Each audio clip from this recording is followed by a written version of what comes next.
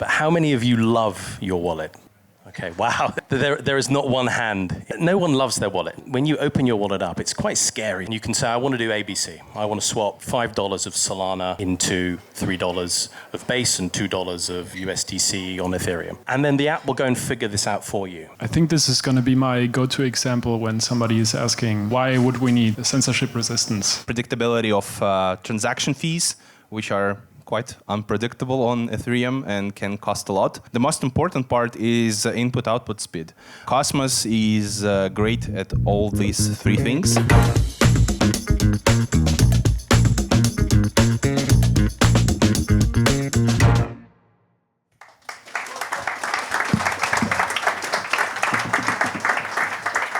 Hi, everyone. We're going to begin our next panel of the afternoon. My name is Mary McGilvray. I am brand director at Interchain Labs. If you haven't heard of us, we are the company that handles the development of the Cosmos tech stack, and we're also responsible for business development and marketing for the Cosmos ecosystem. And with me, I have some fantastic panelists. I have Josh from Warden, Alex from Norse Labs, and Maurice from Anoma. So today, let us get started. Can each of you please do an intro, introduce yourself, and introduce your project? All right. Hi, guys. I'm Josh Goodbody. I'm a founder at Warden. We do a few things at Warden, but we think of ourselves a little bit like the full stack for AI. So we have a protocol that lets developers build with AI, bringing AI on-chain so they can build apps and use their smart contracts to be powered by AI. And we also have an application called Warden, which is a bit like a crypto copilot. It lets you use AI to interpret natural language into Web3 actions. So super complex things that you typically be dragging, dropping, copying, and pasting to achieve. It lets you do that with your natural language. That's Warden. And my name is Alex. I'm founder and CEO of Sentinel. We are developing a decentralized VPN application. You probably heard of us since 2017. We initially started the Ethereum project and switched to Cosmos. And now we're transitioning to L1, to be L1 chain for decentralized applications with privacy in focus. Hey guys, I'm Maurice. I'm with Anoma since about a year. Had different roles, and now I'm predominantly working on product. We are also building a separate product called Nomada, you might be familiar with. And yeah, very happy to be here. All right, thank you guys. So for today's panel, we're going to discuss all of these different apps that these fellows are building. We'll also discuss their use of the Cosmos tech stack, and we'll have some questions around specifically like what your technical USPs are and also how you are bringing your application across chains and what advantage that offers to your users. So Alex, I'd actually like to start with you.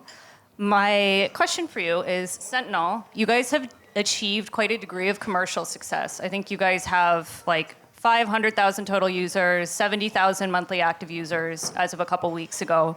Can you tell us about how you got there and how you achieved this level of distribution with end users? Yeah, no, it's bigger. We almost 900,000 total users. Yeah, and we just became, I'm quoting the tweet because one of the followers asked me to mention it during the conference. On Map of Chains, we're #1 of daily active users, weekly active users, and monthly active users.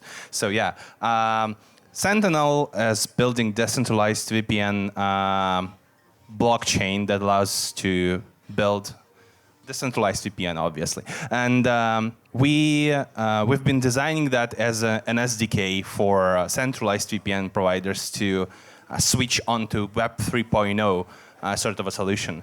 And our main idea of why we even considered using like Web 3.0 and decentralization for VPNs is that because it makes perfect sense.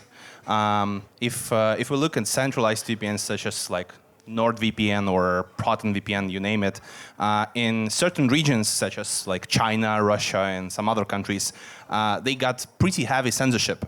And these classic VPN services, they just simply don't work there.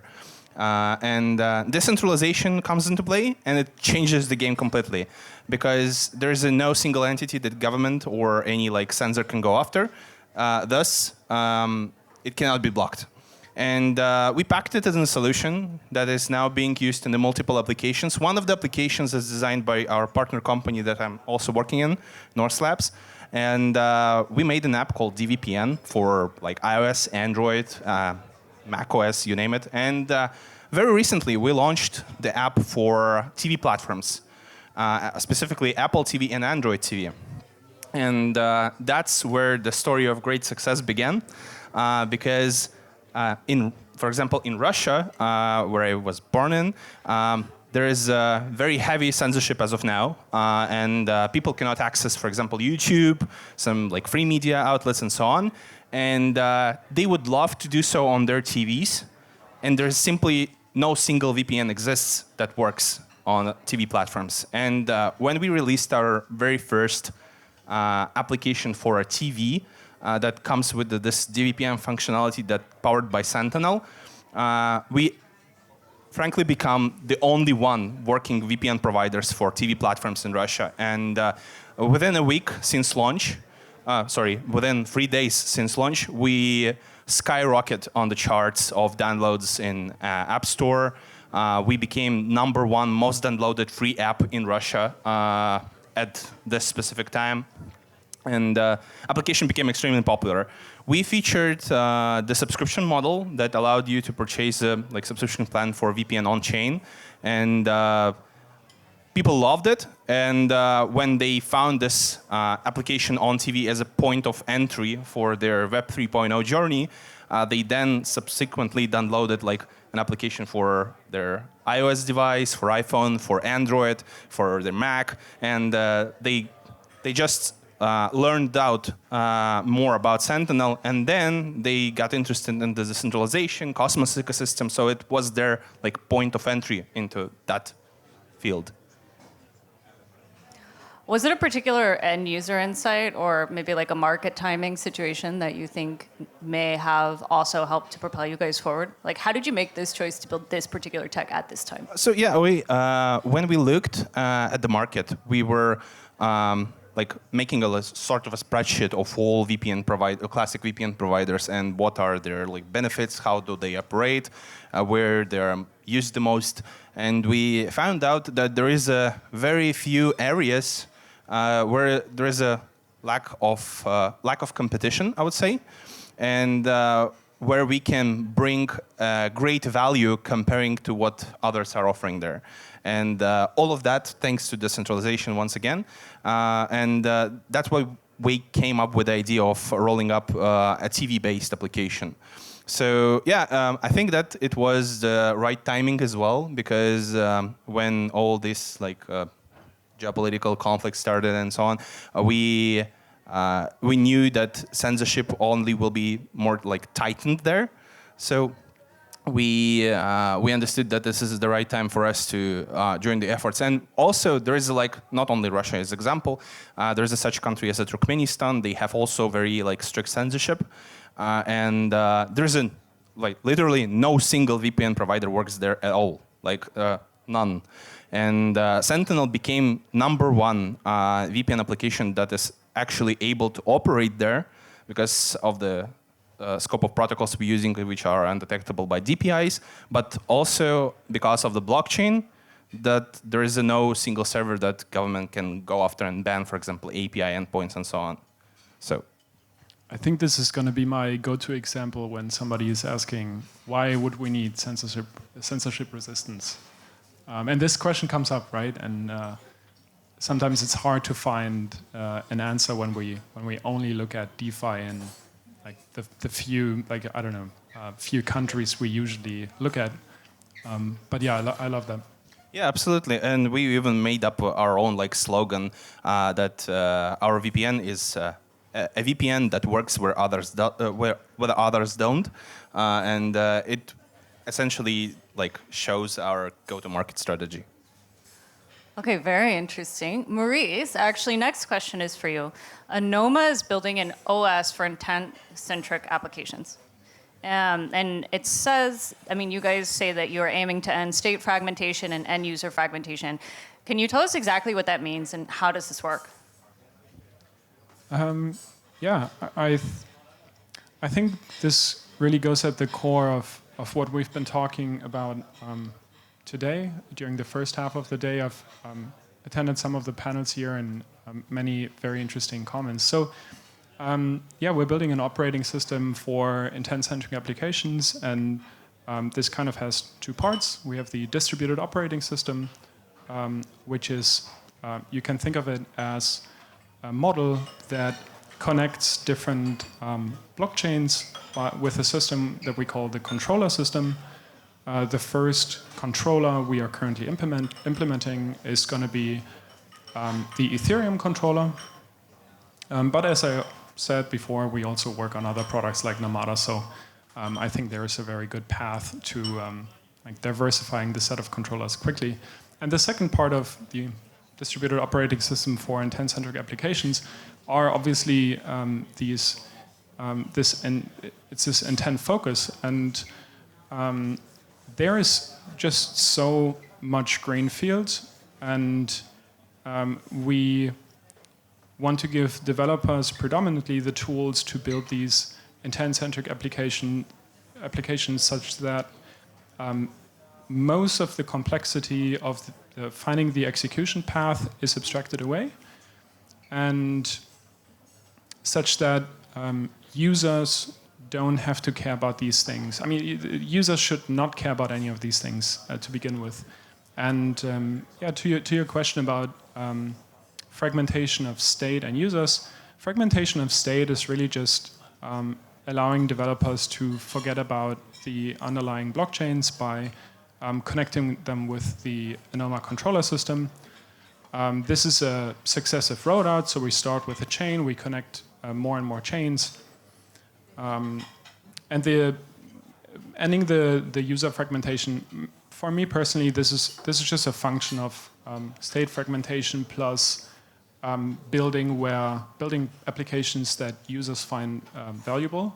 So a user, me personally, as a user, I don't really care what chain I'm using as long as the application I'm using is valuable to me. So we try to make these applications as accessible as possible, but fundamentally the applications have to bring the value. Thank you. Josh, as Warden also, of course, you guys also target developers with your products and end users, such as myself. I'm a huge fan of your products. You guys have already achieved some signs of PMF. What has been your path to distribution with these users, and how do you identify which users to target? That's a great question. So before I attack how, I'm going to talk about why, because I think it'll set the scene here. So I'm going to ask a question to the audience here. I'm presuming all of you have a wallet, right? But how many of you love your wallet? You love it. Every time you open it and you use it, how many of you love it? And put your hand up if you love it. Okay, wow. No love. Just for, there is not one hand in the air right now, okay. Maybe one small hand over there, yeah, okay. So no one loves their wallet. No one loves using their wallet. When you open your wallet up, it's quite scary sometimes. If you've got to go from one chain to another, it's, how the hell do I even start to do this, right? So when we built the Warden app, we tried to reimagine the entire on-chain experience. How do you access all the things that you want to access in a seamless, easy, human way, right? We use AI to enable that. So you can talk to the app, you can chat with it, right? And you can say, I want to do ABC. I want to swap $5 of Solana into $3 of Base and $2 of USDC on Ethereum. And then the app will go and figure this out for you. So the reason we built that, as I said, is because wallets suck, and they still suck today. After however many years we've all been here building in crypto, wallets are really painful user experiences. So that's why we built it. How did we get the number of users that we have today? And so just for context, we're nearly at the 1 million user number. That's been something that's been done in less than 2 months. So I think if we're brutally honest with ourselves, it's a combination of luck, timing, as well as the right product. And a lot of projects building in AI are building things that are not accessible to the end user. So they're building AI to distribute model training. They're building AI to collect incredible amounts of data to train models. They're building AI to let people like us build AI-powered apps, but they're not making the user experience any better, right? So for us, when you tell that story, do things in crypto that are mega complex, but use natural language to do it. The user just gets it. They understand it instantly. So selling to a user that already hates their wallet, it's not that hard when you tell them that story. So we brought a product out, I think, that is within this bubble of AI that we're in. Everyone's excited about AI. It's the future of finance in some way, shape, or form. But we built an app that simplifies the crypto experience. So people want to try it, and they were curious. And then we gave people an incentive to try it, right? So we distributed it to a small group of testers. They tested it. They gave their signals out to the market. They used social media to say, hey, this thing works, it doesn't work, this is exciting. It executed this complex swap. And that storytelling coming from individual BT users amplified the story that we were already telling. And we gave them referral codes, and we said every single person that you refer, you get a slice of their fees, letting people build a stake in the success of the product. And so 8 weeks later, nearly 1 million users. We've had incredible amounts of feedback from it.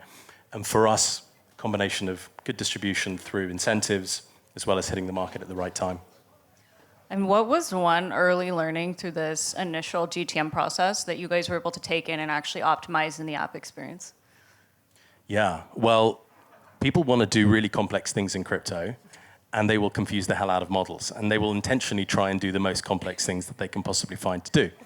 And so we learned very quickly that if you give people this human way to interact with crypto, they're going to try and do the most complex things with it. And so we got the app out there, and we had people coming in trying to, do huge amounts of airdrop farming by automating, every day do me 10 swaps on Nomada, or every day do me 15 swaps on Uniswap. So they found ways to game other protocols using our AI functionality. And so the complexity surprised us, let's put it that way. And the level of complexity and the appetite that people have is something that we have to build for. So I think we were quite taken aback with the amount of things people want to do with this kind of user experience. Just talk to it and tell it what you want to achieve.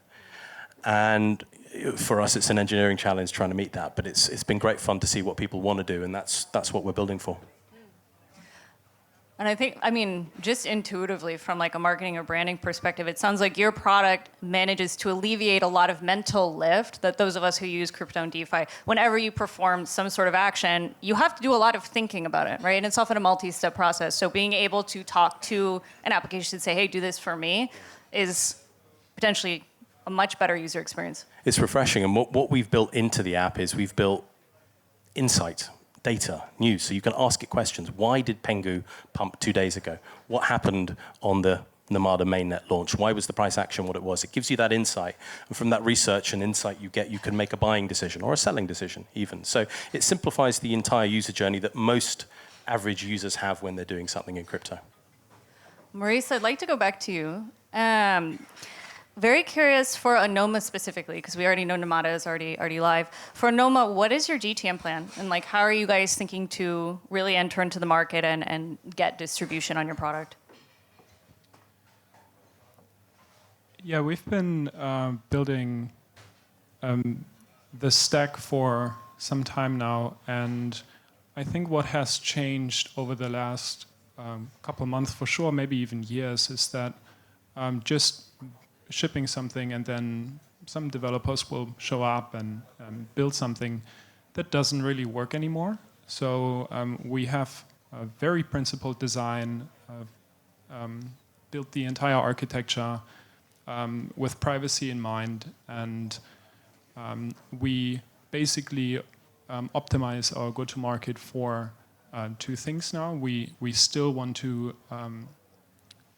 provide a stellar developer experience, because we fundamentally believe that our architecture unlocks new ways for people to build applications, and they should be able to do it.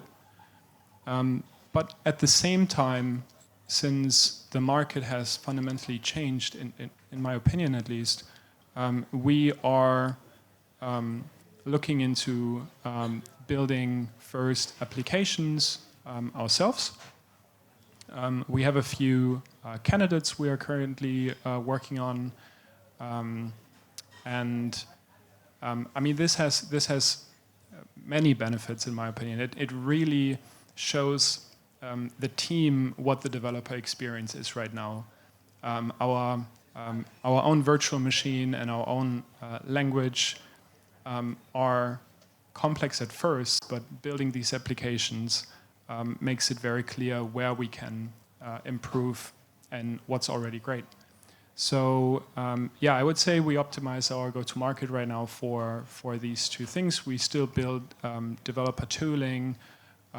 We are getting into all of the tried and true models of ecosystem development. But at the same time, we are building a vertically integrated application, at least for the sake of demoing the capabilities, but perhaps also to go to market. Let's see. Interesting. Some alpha here. Okay, that's exciting. I will be looking forward to that. Alex, you guys have recently announced that you are moving the Sentinel chain into being basically like a bandwidth layer for P2P applications. Can you explain what that means and what that unlocks for you guys and your user base? Absolutely. For all the time of existence for Sentinel, we have grown to have a lot of DVPN servers out there, which are operated by community. I'm talking about thousands of servers, like we picked maybe 10,000 servers available out there. And just recently we realized that, hey, we can use that not only for DVPN purposes, we have a huge decentralized infrastructure that can provide us with a great bandwidth for different kind of purposes, not only VPN. And what's trending? AI, obviously. We understood that we can make a tool for people who are making their own large language models or experimenting with AI to help them with data scraping for their own AI training. And if you ever encounter this task, it is quite complex one because data scraping isn't easy and it always costly. So Sentinel eliminates both of these problems by allowing you to use our very new product called Sentinel Scout that allows you to use this vast network of servers worldwide to scrape data for you, for your AI, for your large language model training, using that decentralized network. You're just giving that service a task to fetch the data that you want, and it automatically queues it and sends the tasks into the scraping agents all over the world that doing that job for you. So we understood that we can leverage that experience that we have with the DVPN, and we now transitioning to more peer-to-peer bandwidth marketplace that will allow developers not only build their own VPN applications, but essentially any application that requires this bandwidth.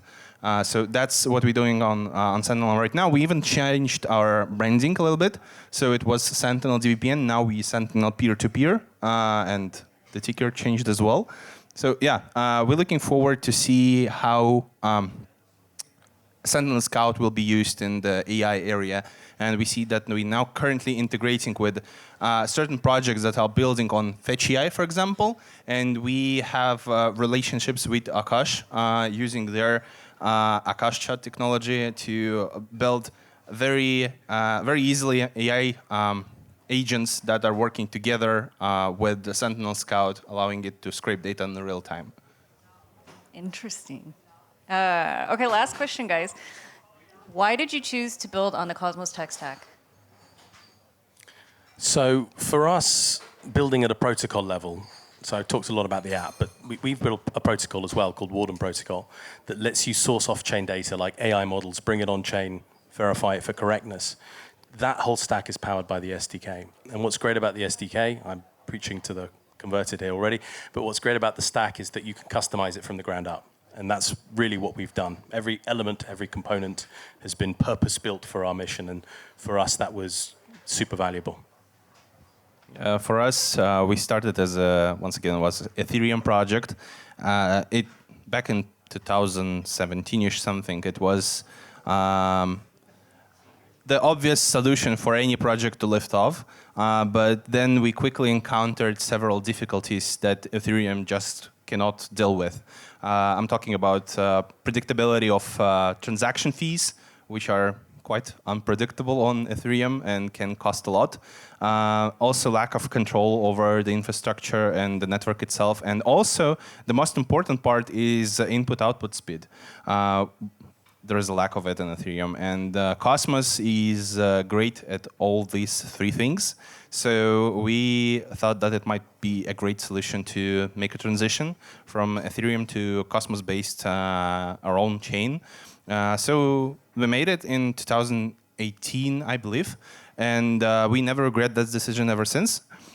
So far, we have our own stack of validator that is managed by our own community, and we have better control of what's happening. We can deliver updates seamlessly. We have better input-output speed, and we can also predict costs, because when we were on Ethereum, like transaction that gives you opportunity to connect the VPN server could cost as much as a regular VPN subscription on any like NordVPN, Proton VPN, whatsoever. On Cosmos, it's like pennies on a dollar, so much better in that aspect. Yeah, I will answer this from the perspective of why would we do this in the future. And I personally think, and I think this is, many people would agree with this, that IBC is still, from a tech perspective, probably the most sophisticated interoperability solution that's available. And since we already have access to this ecosystem via Namada to some extent, I think it's a no-brainer to connect it in the future. But yeah, we are doing a phased rollout, so step by step. Wonderful. Thank you. Everybody, let's give a hand to our speakers today. Thank you, guys. Thank you.